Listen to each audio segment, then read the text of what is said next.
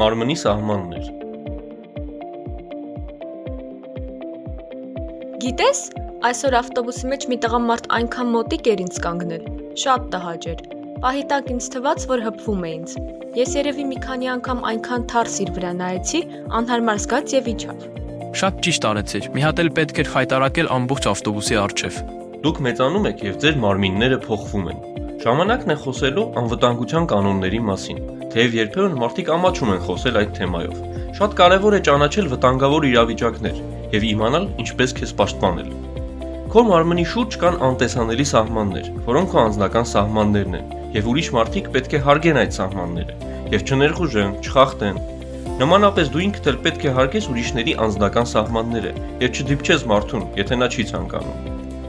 Մտերմիկ կամ ինտիմ տարածությունը կազմում է մինչև 50 սանտիմետր, շատ մտերիմ մարդկանց հետ շփվելիս։ Սովորաբար դրանք ընտանիքի անդամներն են, շատ մտերիմ ընկերները, որոնց մենք կարող ենք համբուրել, գրկել։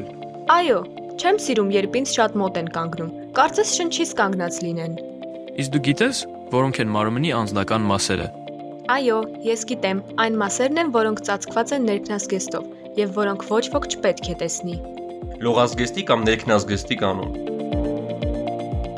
Իհարկե,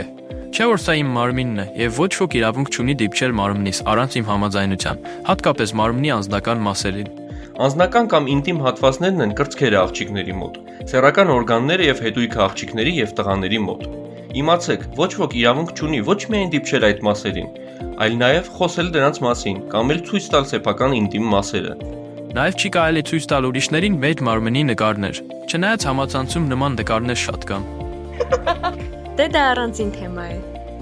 Բայց չէ՞ որ իմ մայրիկը երբեմն օգնում էր ինձ լոգանքի ժամանակ, երբ ես հիվանդ էի։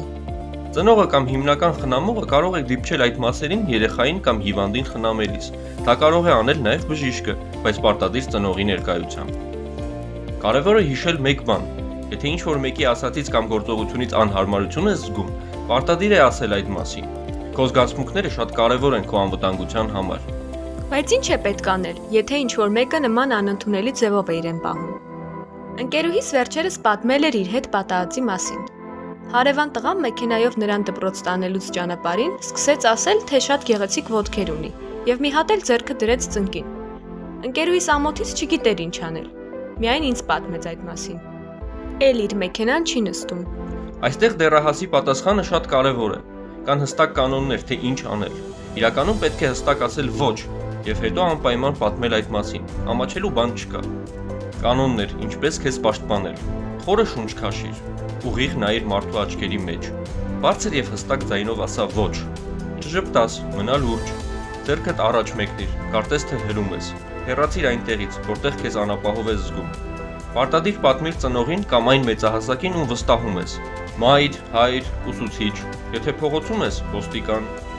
Հիմա գիտենք ինչ անել մեր անվտանգության համար։ Եվ ում դիմել, եթե նման իրավիճակում ես հայտնվել։ Մենք կտեղեկացնենք նաև մեր ընկերներին, որ բոլորն իմանան մարմնի սահմանները պաշտպանելու մասին։